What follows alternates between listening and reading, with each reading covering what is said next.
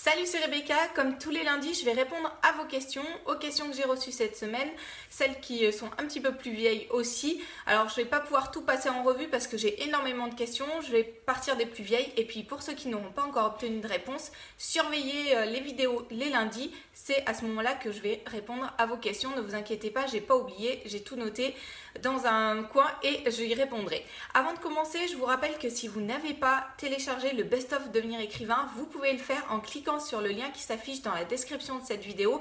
C'est gratuit, c'est un condensé des meilleurs conseils qui se trouvent sur mon blog et qui vous aideront à écrire votre roman. Alors on va commencer tout de suite pour les questions avec une question de Prince qui m'a demandé comment devenir un écrivain célèbre comme une star artiste chanteur. Alors, ça c'est peut-être une question que vous vous posez, vous avez envie de pouvoir vivre de votre passion.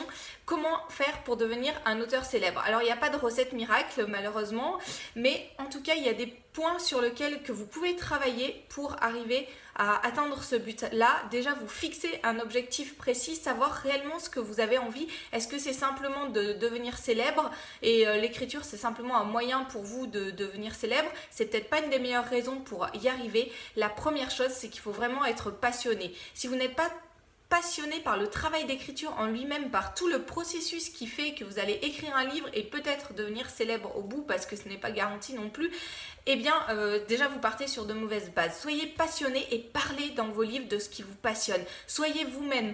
Vous ne pouvez pas essayez d'être quelqu'un d'autre, essayez d'être votre auteur préféré, aussi bon soit-il.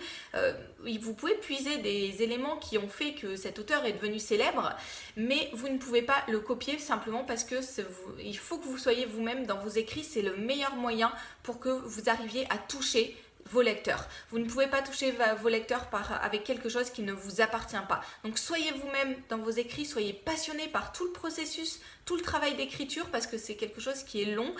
C'est pas garanti non plus à 100% que vous allez arriver à devenir un auteur célèbre au bout. Donc soyez déjà passionné par ce que vous faites, sinon choisissez un autre moyen pour devenir célèbre qui sera peut-être plus garanti que le simple fait d'écrire. Et puis écrivez énormément. On apprend à écrire en écrivant, quel que soit le niveau duquel on part. On apprend à écrire en écrivant, donc écrivez beaucoup, écrivez régulièrement pour vous entraîner et pour apprendre à écrire. Et c'est mon dernier point, apprenez à écrire. Même si vous ne voulez pas copier et vous n'allez pas copier ce que fait un tel ou un tel, renseignez-vous sur les codes de votre genre littéraire, renseignez-vous sur la manière de construire un scénario, sur la manière de faire pour que les personnages créent de l'empathie chez le lecteur, soient percutants, pour créer du suspense, pour faire des dialogues qui soient aussi bons et qui puissent toucher vos lecteurs. Enfin voilà, renseignez-vous sur tous les points qui font qu'un roman existe et qui vous permettront d'apprendre à écrire. Écrire, c'est pas simplement un don comme ça qui tombe du ciel. Il y a peut-être une part où chez certaines personnes c'est plus facile que chez d'autres d'écrire, un petit peu comme dans n'importe quel art ou n'importe quel métier même qu'on peut faire. Chez certains, il y a une passion de départ, il y a un intérêt, donc c'est plus facile que pour d'autres. Mais en tout cas, après ça s'apprend. Il y a un processus par lequel il faut passer pour aller plus loin, pour essayer chaque fois de se dépasser. Et c'est ce que je vous invite à faire si vous voulez devenir un auteur célèbre. Écrivez beaucoup, soyez passionné par tout ce que vous faites, soyez vous-même et puis apprenez à écrire, c'est vraiment important. Voilà pour la première question. Alors j'ai une question ensuite de Laura qui me dit « Bonjour Rebecca, je vous écris car je me pose une question dont je n'ai pas la réponse. Je suis sur le projet d'écrire un conte, mais le problème c'est que je ne sais pas si dans un conte il y a besoin de chapitres et s'il y a un nombre de pages à respecter. Merci de votre aide. » Alors pour répondre à cette question, dans un conte, dans les contes classiques, c'est assez court. Alors j'ai pas un nombre de pages précis, c'est difficile à dire. Il y a des contes qui sont un peu plus longs que d'autres, il y a certaines versions des contes qui sont plus longues que d'autres. Donc voilà, en tout cas c'est un format assez court le conte. Il n'y a pas forcément de chapitres. Après je sais que j'ai lu des albums de littérature jeunesse qui se présentaient sous forme de contes où du coup c'était divisé en chapitres aussi. Du coup il n'y a pas vraiment de règles vraiment figées. Voilà, le conte c'est plutôt c'est plutôt un style, c'est plutôt ce qu'il y a à l'intérieur qui est important et plutôt que le format, mis à part que c'est quelque chose d'assez court. chapitre ou pas chapitre, à voir si c'est un conte qui est un petit peu plus long, il peut très bien avoir de chapitres. J'ai lu dernièrement tout un roman dont je vais vous reparler parce que pour répondre à une des autres questions. En tout cas, j'ai lu un roman qui se présentait un petit peu, pour moi c'était un conte en fait, et là il y a forcément des chapitres à l'intérieur parce qu'il fait plusieurs centaines de pages, donc du coup il y avait besoin de couper la lecture pour que ce soit plus agréable pour le lecteur. Voilà, un conte, quelque chose d'assez court quand même, chapitre ou pas chapitre, à voir selon la longueur du conte que vous présentez.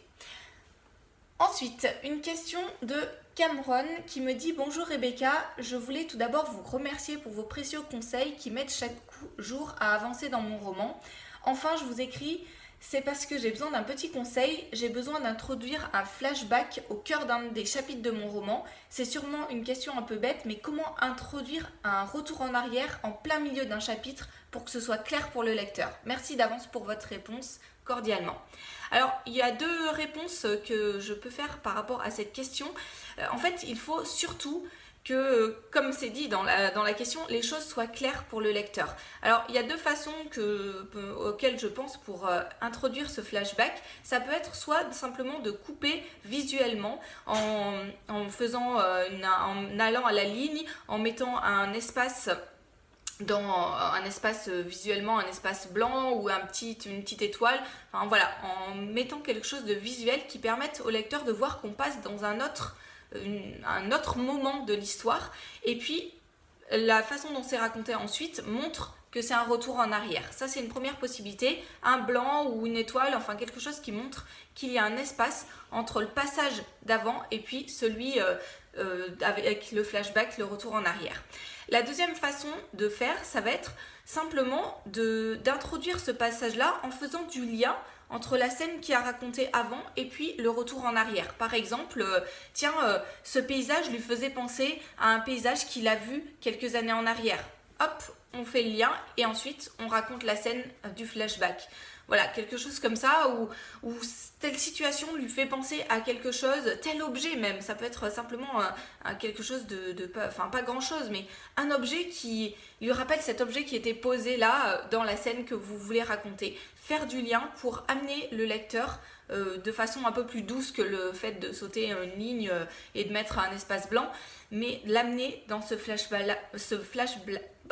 j'arrive plus à parler, dans ce retour en arrière, au milieu du chapitre. En tout cas, il faut que ce soit clair comme ça, visuellement, ou simplement en mettant une phrase d'introduction, quelque chose de très court, pour faire le lien entre les deux idées. Voilà.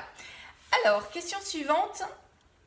Alors en fait, il y a énormément de questions. Je ne vais pas vous lire tout le paragraphe qui m'a été écrit, mais en fait, on me demandait en gros comment trouver la bonne maison d'édition, comment si ça se passe si le roman est accepté.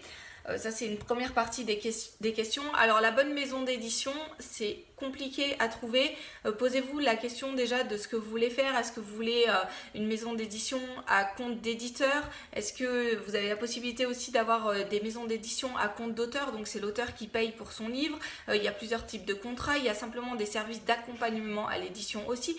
Et pour toutes ces choses-là, les réponses sont différentes à cette question-là. On ne va pas tout traiter dans cette vidéo, ce serait trop long. En tout cas, ce que je vous conseille, si vous vous posez des questions par rapport aux maisons d'édition, c'est d'aller voir sur leur site internet. La plupart ont des sites internet, ou d'aller les voir en direct si vous en avez dans votre ville. C'est plus facile de voir parce que parfois les critères sont différents pour les envois des manuscrits, pour les types de manuscrits aussi qui sont acceptés. Il y a certainement des maisons d'édition qui sont plus spécialisées dans un genre littéraire que d'autres. Voilà, peut-être qu'il y en a certaines qui n'acceptent pas la poésie, vous écrivez de la poésie, donc renseignez-vous vraiment en regardant sur chacun des sites des maisons d'édition pour voir ce qui est accepté, sous quelle forme est-ce qu'il faut l'envoyer, est-ce que c'est du numérique, est-ce que c'est du papier, est-ce qu'il y a des codes précis. Renseignez-vous sur cette question-là. Je ne peux pas vous dire pour toutes les maisons d'édition comment ça se passe. Et une fois que le manuscrit est accepté, c'est pareil. C'est vraiment différent selon les maisons d'édition, donc renseignez-vous sur ce point-là. Alors ça, c'était une première partie de la question, donc c'était des questions de Coralie. Ensuite, il y a est-ce possible de vivre de l'écriture d'un livre à notre époque? Comment avez-vous fait pour le copyright? Et avez-vous déjà songé à renoncer? Si oui, pourquoi? Si oui, pourquoi ne pas l'avoir fait? Alors, première question, est-ce possible de vivre de l'écriture d'un livre à notre époque? Oui, c'est possible. Par contre, c'est pas simplement d'un livre, à moins que ça soit vraiment un best-seller. Mais bon, voilà, il n'y en a pas énormément non plus. Plus souvent, les auteurs qui vivent de leurs écrits publient un livre chaque année. Et à ce moment-là, ils arrivent à en vivre. Alors pas tous, encore une fois, hein, il faut arriver à percer. On parlait de comment devenir un auteur célèbre. À moins d'avoir énormément de ventes, c'est quand même difficile de vivre de ses écrits. C'est pas impossible, mais ça reste quelque chose qui reste... Enfin voilà, c'est pas tout le monde qui peut vivre de ses écrits. Ensuite, comment avez-vous fait pour le copyright? Alors je m'en suis pas encore occupée parce que j'ai pas encore de roman publié et là encore ça dépend. Alors et puis j'ai pas de manuscrits enfin j'ai plusieurs manuscrits qui sont terminés mais dont je me suis pas encore occupée de ce côté-là. Voilà. Et puis c'est pas une question qui me préoccupe énormément non plus. J'ai pas peur qu'on me vole mes écrits. Voilà, après, il y a plusieurs possibilités. Si vous pouvez très bien vous envoyer à vous-même un manuscrit en n'ouvrant pas l'enveloppe, c'est un premier niveau pour protéger vos écrits. Il y a aussi d'autres possibilités voilà, pour avoir un manuscrit qui soit pour protéger vos idées, sachant que au moment où vous envoyez le copyright sera valable qu'au moment où vous envoyez le texte. Donc si vous avez peur à chaque étape de correction que votre texte va forcément changer, donc à ce moment-là, je vous conseille de le faire au moment où vraiment c'est terminé. Si vous avez peur avant, vous pouvez le faire plusieurs fois, mais si vous faites vraiment les choses en faisant un dépôt, c'est payant, donc ça risque de vous coûter cher. Voilà, à vous de voir si vous avez vraiment peur qu'on vous vole vos écrits ou si simplement vous l'envoyez à vous-même, ça peut déjà suffire à le protéger. En tout cas, moi pour l'instant, je ne l'ai pas fait. Ensuite, avez-vous déjà songé à renoncer? Si oui, pourquoi ne pas l'avoir fait? Alors, je pense que j'ai pas... alors, il y a plusieurs questions. Au niveau de mes écrits, écrire un roman, non, j'ai pas songé à renoncer parce que j'ai très rapidement vu, dès l'âge de mes 10 ans, que j'étais capable d'écrire et que j'étais capable d'arriver au bout d'un texte. Donc voilà, je vois pas pourquoi j'aurais renoncé sur l'idée d'écrire et d'écrire plusieurs romans dans ma vie. Ça a toujours été une idée très claire. Il y a certains manuscrits que je n'ai pas terminés pour une raison ou une autre, par manque d'idées parfois, parce que j'avais pas assez travaillé. Je vous dis souvent qu'il faut travailler ses idées avant de se lancer dans la rédaction, et il y a plusieurs fois c'était pour ça. Parfois, c'était simplement parce que j'avais pas eu conscience de l'importance d'écrire tous les jours. Et du coup, je me suis découragée par rapport à ce texte-là. Et puis, les années ou les mois passant, j'avais d'autres idées qui me tenaient plus à cœur. Donc, je me suis penchée plutôt sur ces idées-là. Et j'ai écrit des romans à partir de ça. Donc, de ce côté-là, non. Par rapport à tout le travail à côté, ça me fait penser à cette question-là, parce que cette question me fait penser au travail sur le blog. Plusieurs fois, je me suis dit, je vais jamais y arriver, parce que voilà, j'avais mes 3 filles au milieu qui étaient très jeunes, les nuits qui étaient très agitées encore aujourd'hui, et je trouvais pas forcément un équilibre. Je me disais, non, c'est trop dur, sortir une formation par semaine, je vais pas y arriver. Il y a des semaines où ça a été très difficile. Pourquoi je ne l'ai pas fait? Parce que en fait, en général, quand je me fixe un objectif, même si parfois je suis obligée de repousser les limites de cet objectif, de le réajuster, de me dire bon bah voilà, tel délai c'était vraiment trop court, il va falloir que je fasse les choses de façon, que je prenne un petit peu plus de temps. En général, quand je décide quelque chose, je m'y tiens. Et puis deuxième chose, je suis passionnée par tout ce qui concerne l'écriture. Voilà, je vous l'ai dit souvent tout au long de mes vidéos, c'est quelque chose qui me plaît énormément. Aujourd'hui, je vis de ma passion et je trouve ça vraiment tellement formidable que en fait, ça m'aide à surmonter les moments où c'est plus difficile, voilà, et à passer au-dessus des obstacles. Je suis passionnée, je suis assez obstinée quand je me fixe des objectifs, et voilà pourquoi je n'ai pas renoncé au niveau du travail, tout le travail sur le blog, les formations, voilà, et puis j'aime aussi le contact que j'ai avec ceux qui me suivent, pouvoir répondre à vos questions, vous aider, vous montrer que c'est possible d'écrire un livre, c'est vraiment important pour moi. Voilà. Je crois que j'ai fait le tour des questions au niveau des questions de Coralie, et je vais simplement terminer. Je regarde pour être sûre. Oui. Je vais simplement terminer par une dernière question parce que le temps tourne. Une question de Jean-Baptiste qui me demande: avez-vous des exemples d'auteurs qui ont réussi ou bien dont les livres sont disponibles à la vente grâce à vos formations. Beaucoup d'écrivains passent-ils par vos formations? Alors oui, il y a énormément de monde qui me suit. Je réponds d'abord à la deuxième partie de la question. Il y a beaucoup de monde qui me suivent. J'ai plus de 11 000 abonnés à ma lettre de nouvelles par exemple. Et puis avec tous les fans sur Facebook, sur YouTube, il y a beaucoup de monde qui me suivent, oui. Il y a beaucoup de personnes qui m'ont écrit et j'ai beaucoup de témoignages aussi. Parfois je vous en fais passer quelques-uns dans mes mails. Beaucoup de témoignages de personnes qui ont été aidés par mes formations, par mes vidéos, qui me disent merci pour ça. Et voilà, ça m'encourage chaque fois à continuer. Et voilà aussi pourquoi j'abandonne pas, parce que je vois que certaines personnes sont vraiment ont été aidées par ce que je fais, et c'est quelque chose qui m'encourage énormément et sont reconnaissantes pour ça. Voilà, donc oui, beaucoup de personnes me suivent. J'ai beaucoup de retours, de témoignages de personnes qui sont arrivées à terminer leur première histoire, leur premier livre, dont les livres aussi ont parfois été publiés. Et le dernier en date, ben voilà, je vais partager ce livre avec vous. Alors c'est un livre qui s'appelle Les sorcières de Salers, et je sais que l'auteur a suivi mes formations, et enfin certaines de mes formations, et que ça l'a aussi aidé. Donc vous pouvez aller voir, je vais vous laisser le lien aussi dans la description de cette vidéo.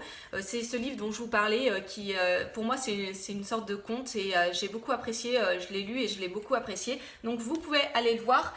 C'est un livre de Virginia Besson-Robillard. Voilà, et voilà, une auteure qui est passée par mes formations et qui a été aidée par ça, dont j'ai lu le livre et que j'ai apprécié, et dont j'ai apprécié la lecture. Allez voir, je vous laisse le lien dans la description. On va s'arrêter là pour les questions d'aujourd'hui. J'en ai encore pas mal dans la liste, mais comme je vous ai dit, pas d'inquiétude, j'y répondrai dans les prochaines semaines, les prochains lundis. Surveillez les vidéos sur YouTube, sur Facebook et sur le blog, bien entendu. Et puis, je vous rappelle que vous pouvez aussi télécharger le Best of Devenir écrivain. Bon courage pour les défis qui sont devant vous aujourd'hui, les défis d'écriture. N'oubliez pas d'écrire aujourd'hui, c'est important de s'y mettre tous les jours, même si c'est pas longtemps, même si c'est que 15-20 minutes, vous aurez l'impression d'avancer votre roman, ça vous encouragera, vous travaillerez et vous pourrez atteindre vos objectifs, que ce soit devenir un auteur célèbre comme on en a parlé au début de cette vidéo, ou simplement terminer votre première histoire.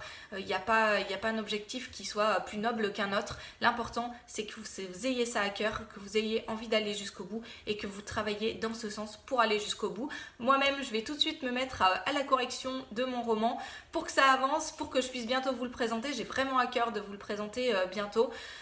Voilà, et je vous dis à bientôt aussi pour d'autres vidéos, d'autres conseils. Bonne journée.